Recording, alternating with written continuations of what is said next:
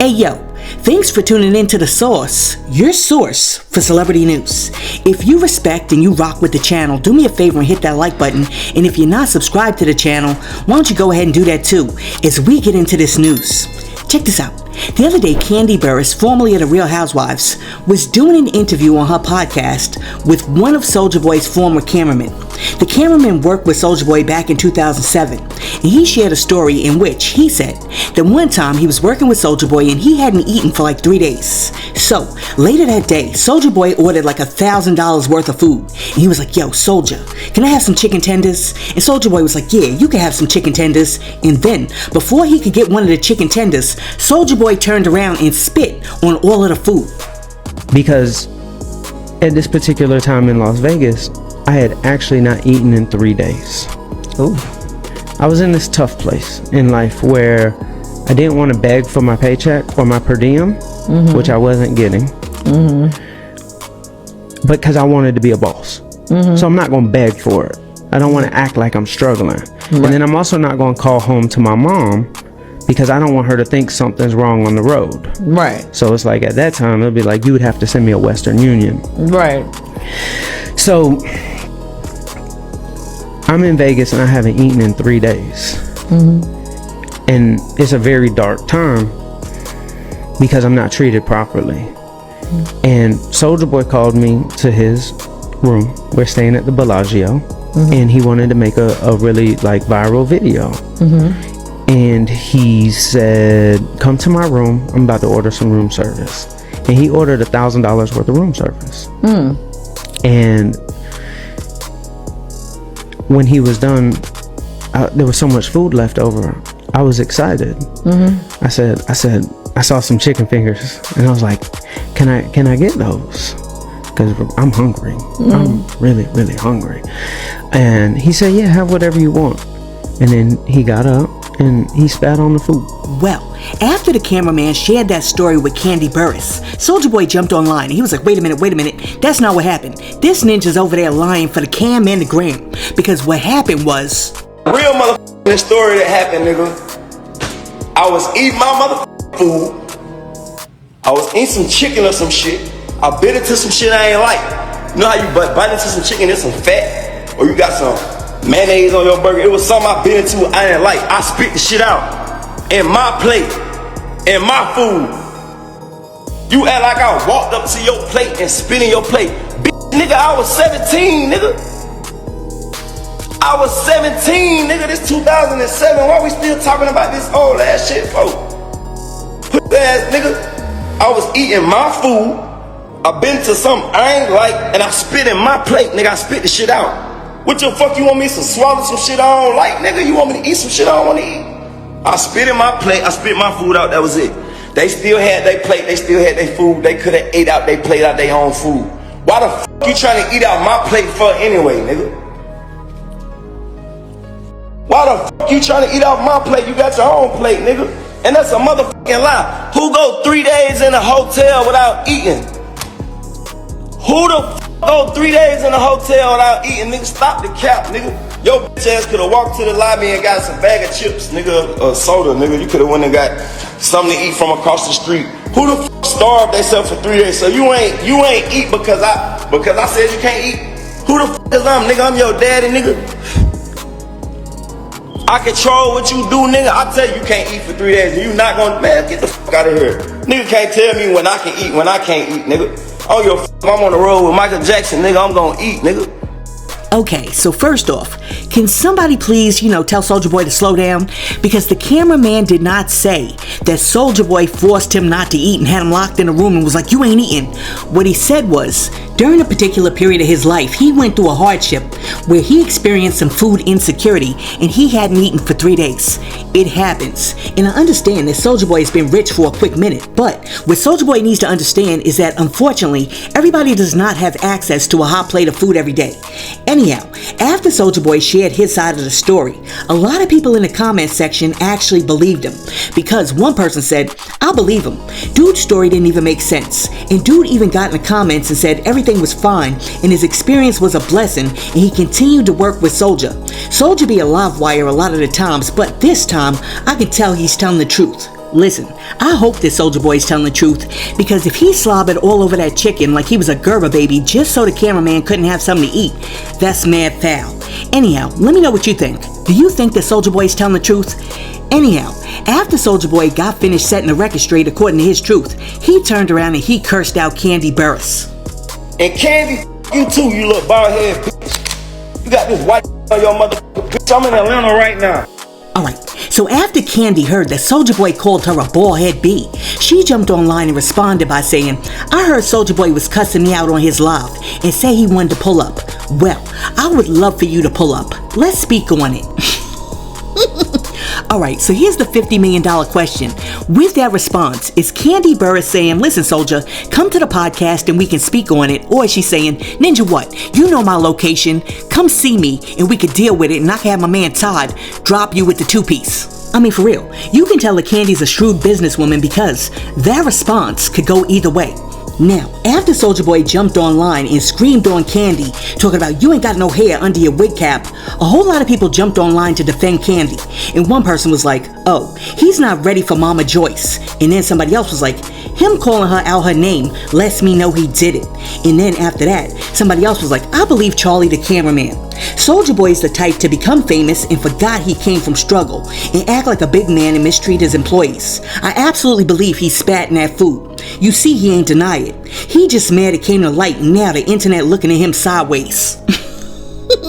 Listen, I just don't understand why Soulja Boy is online beefing with Kandi Burruss. It's not like she told the story. She had the dude on a show, she asked him a question, and that's what he said. So, if he was going to be beefing with anybody, it should be the dude and not Kandi.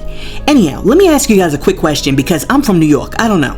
The question is this: in the Atlanta social circle in 2025, who's more influential, Soulja Boy or Kandi Burruss?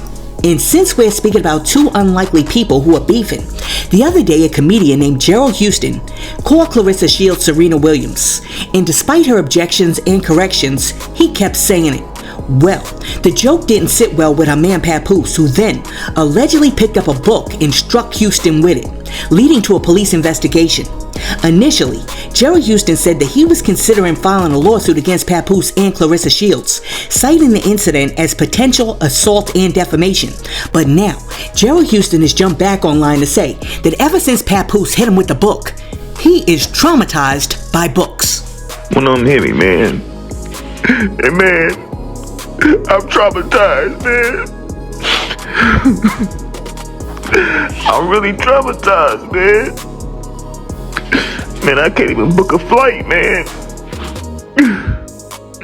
Cause anything with book involved, I'm scared, man.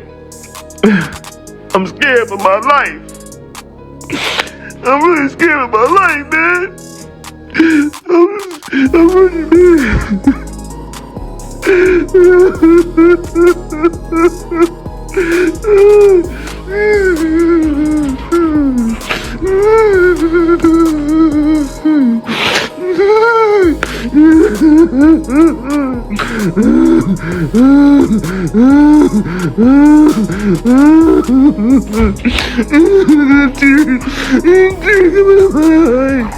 I'm I'm scared, man. I'm scared of books, man. I'm scared of Facebook. Every time I open my app and see Facebook, man, I start having trauma, man. Oh my god. Oh my god. My favorite game to play was spades, man. Oh my god. I can't even play spades, man, because there's books involved, man. The other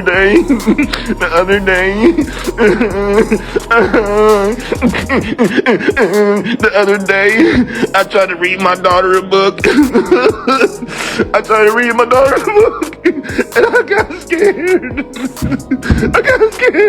Guys, please help me, please. Oh God.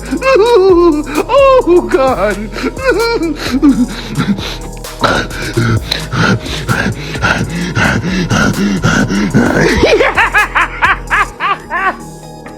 Detroit punchline, man. Detroit punchline. Oh God. Somebody screen record this. Put it on Shade Room. Oh my God. Man. Detroit punchline. Oh God. Somebody screen record this. Put it on Shade Room. Oh my God. Oh my goodness, let me find out this dude got mad jokes. But to me, the fact that you're over there laughing about it really rules out a lawsuit because you're not that injured. And for Papoose, listen, you gotta understand that comedians are gonna joke. And honestly, somebody calling your girl Serena Williams really isn't that much of a diss. So, you might have evaded a lawsuit this time, but next time, you might not want to be so quick to be out here throwing books at people. And that brings me to Joe Budden in the Joe Budden podcast versus Angela Rye in the Native Lands podcast. Because the other day, Angela Rye and her homies Tiffany Cross, Andrew Gilliam, and Bakari Sellers did an episode on their Native Lands podcast called Joe Budden's Podcast and the Dumbing Down of America.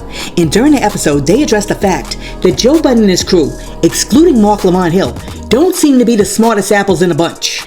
And to support their very scholarly, intellectual, W.E.B. Du Bois talented 10th theory, they actually pointed out two incidents. One, during one particular episode of the Joe Budden podcast, they were having like a discussion, and Mark Lamont Hill actually brought up the fact that over the last few years, he has lost every one of his colleagues over in Gaza. And this was Joe's response.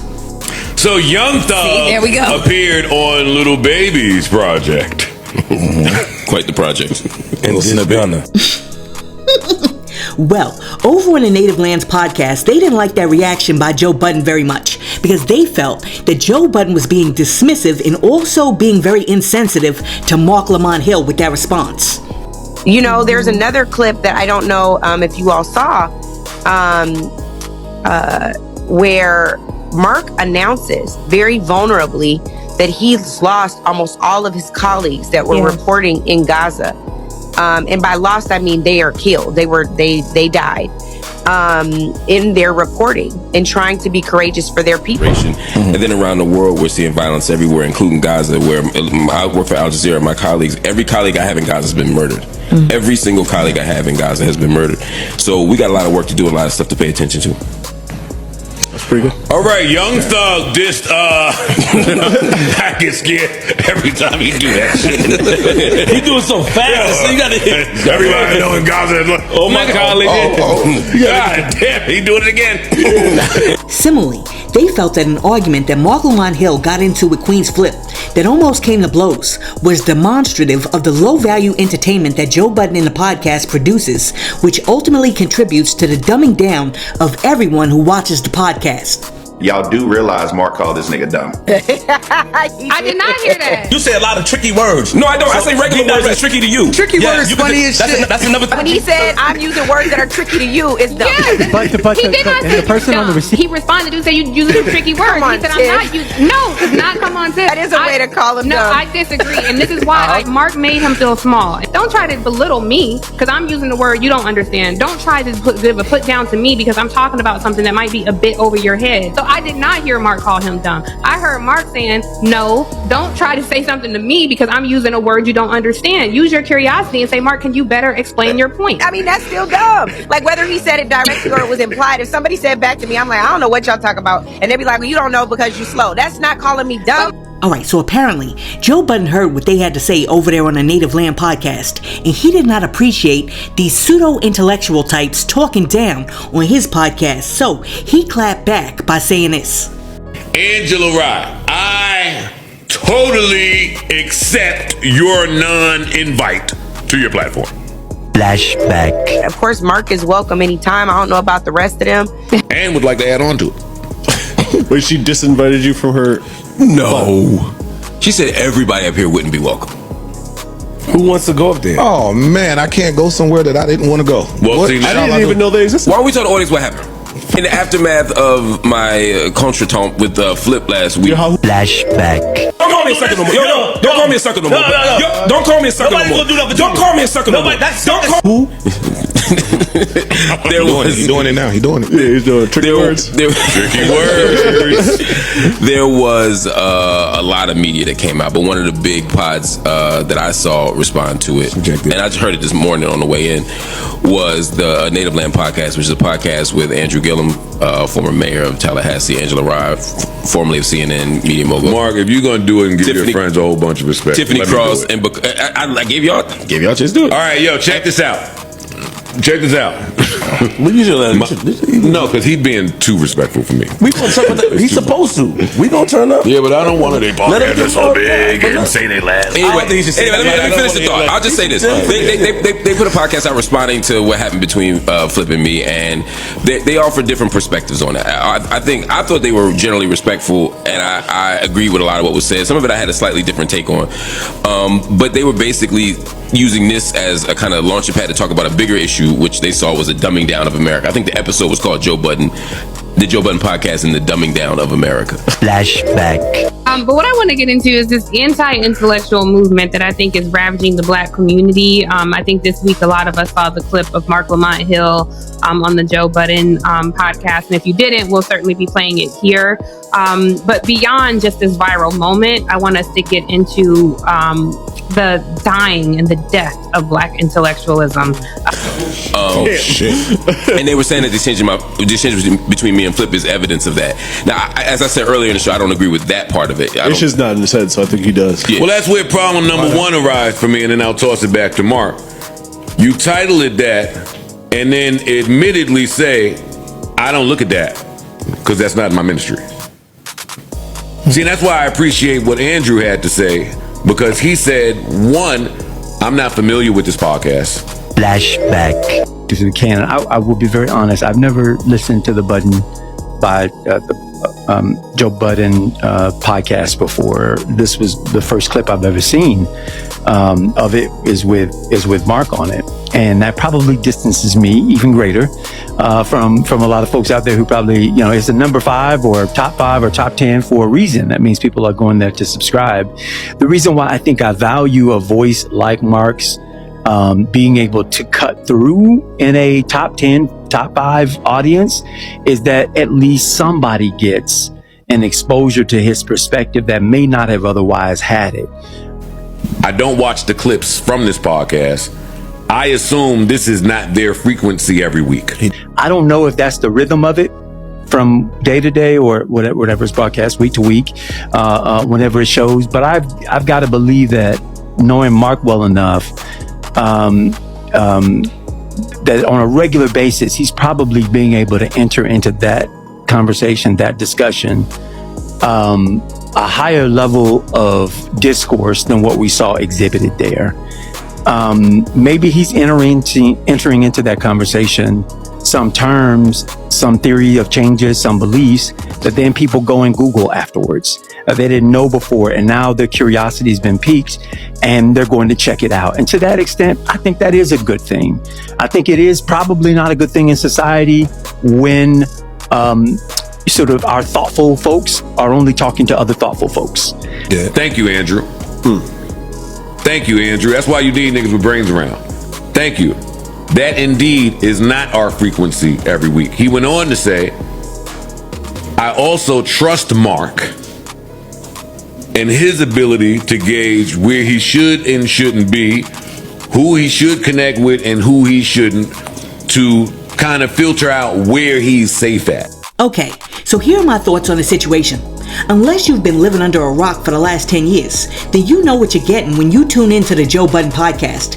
It's basically like back in the day when you used to go into your homeboy's basement and everybody was down there having a few drinks, and then you all started getting into arguments about everything under the sun until the NBA game came on. In a nutshell, that is the Joe Budden podcast. It's not CNN, it's not PBS NewsHour, and it's not Democracy Now!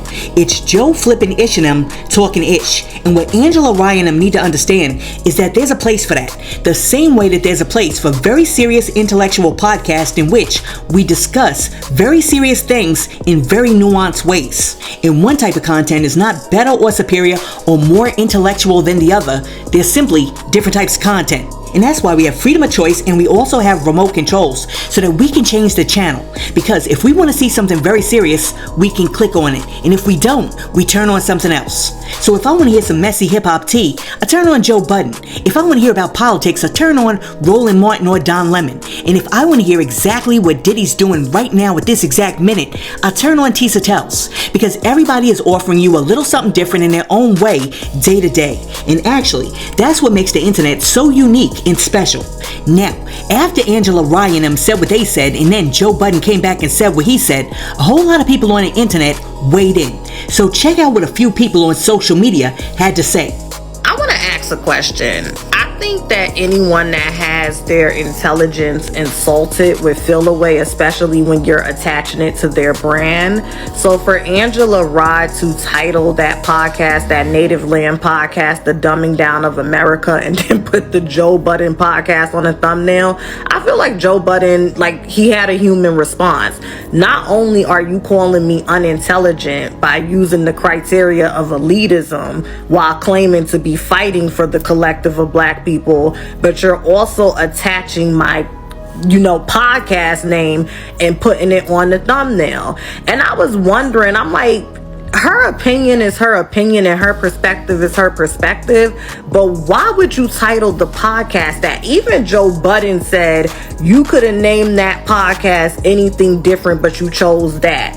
And in my intuitive opinion, this is just my intuitive observational opinion, I would not be surprised if, because Angela Rye and Charlemagne the God have a really close, sibling friendship, they had that podcast sibling rivalry, and she calls him her brother, if that's really what compounded and layered Joe's rightful response. Okay, I have to quickly get at the Native Land podcast because I was scrolling through YouTube and I saw a thumbnail that said The Dumbing Down of America, and it had Joe Budden and his cast from his podcast as the thumbnail, and I was like, oh, I gotta watch this. I couldn't get through 5 minutes of it. They were so elitist, so I'm above them, so boule.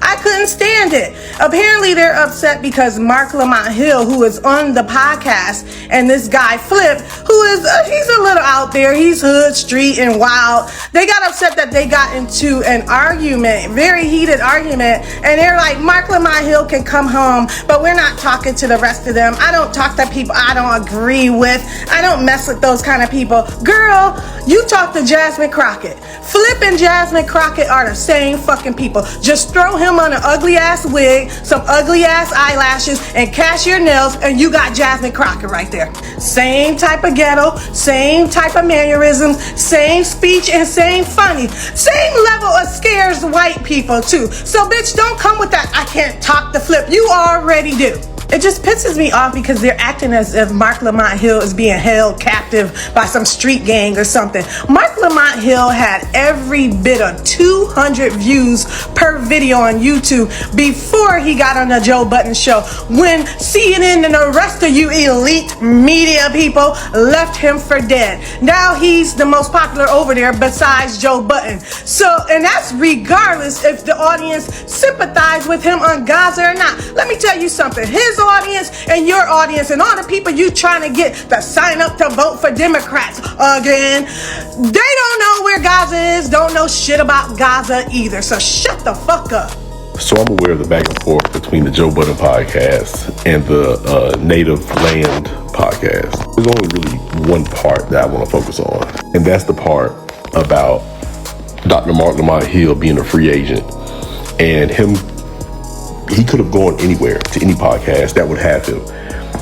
And in reverse, any podcast who wanted him could have reached out to him. The Joe Budden podcast reached out to him. Now, I'm not getting into the particulars of pay and his decision making, but I want to talk about something around that. It reminds me of when the $1 million worth of game guys, Gilly the Kid and Wallow, signed that huge contract with Barstool. There were other black companies that could have signed Wallow and Gilly.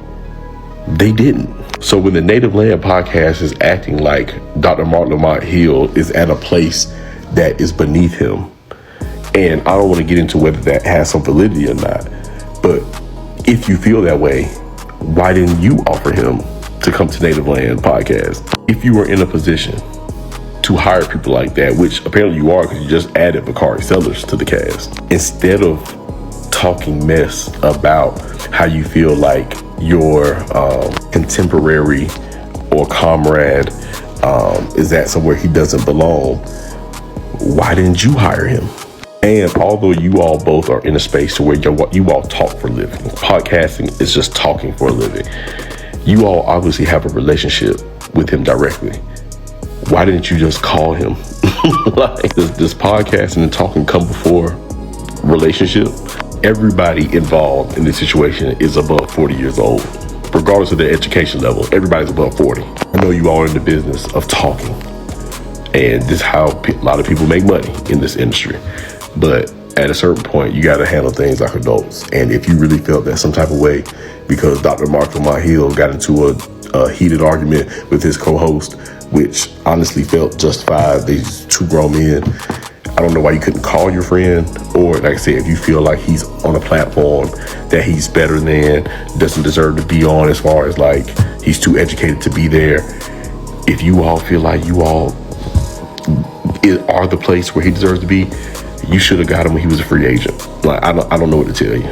Listen, let me know down below. What do you think about this whole situation? What do you think about the Native Land Podcast calling Joe Budden's podcast out and saying that Joe's podcast actually contributes to the dumbing down of America? Do you think that they're right, or do you think they were dead wrong for doing that? Because even if they thought that, they didn't have to post that or do a video about it.